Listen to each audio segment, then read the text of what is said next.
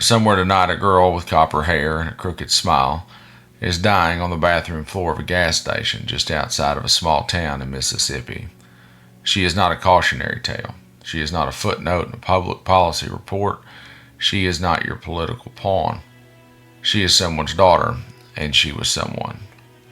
But the government, those merciless purveyors of polished indifference, have decided that she and the tens of thousands like her are not worth the cost of a nasal spray. Narcan, the miracle stuff, the Lazarus button, the last breath for a world suffocating in synthetic sorrow. They are cutting the funding, slashing it to the bone, deciding with a shrug and a spreadsheet that resuscitation is too expensive.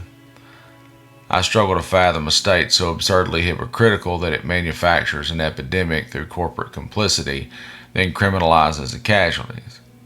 Purdue Pharma set the match. The Sacklers got rich and the poor got hollowed out like an abandoned house.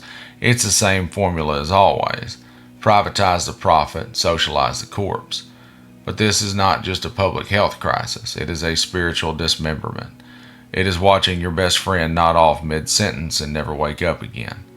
It is mothers dragging their sons out of trailer park bathrooms, fathers sobbing into the sleeves of hoodies that still smell like their daughters, and all the while the wolves in Washington hold hearings and speak of border security.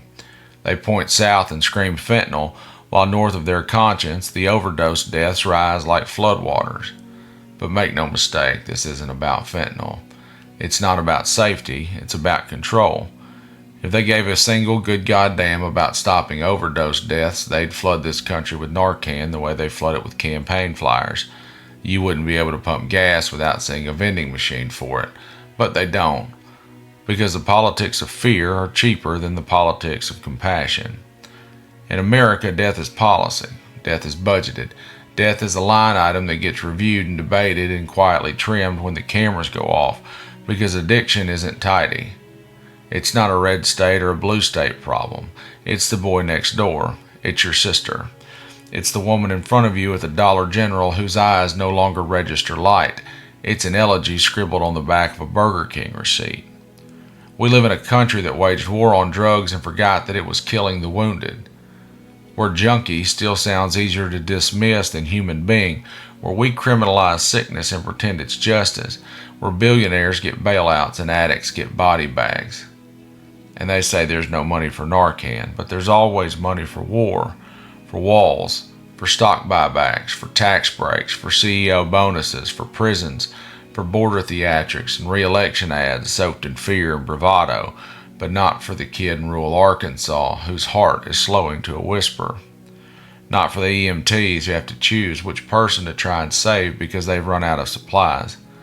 Not for the family praying over a hospital bed, holding the warm hand of someone who was cold an hour ago, brought back by that one last dose of Narcan. So here's the goddamn truth. If you cut Narcan, you are not balancing a budget, you are balancing it on bodies. And maybe you'll sleep fine tonight, but some won't. Because all the dark is wolves outside. And some of us are still trying to build a fire, and some are still standing in the doorway waiting for someone to come home to find still death.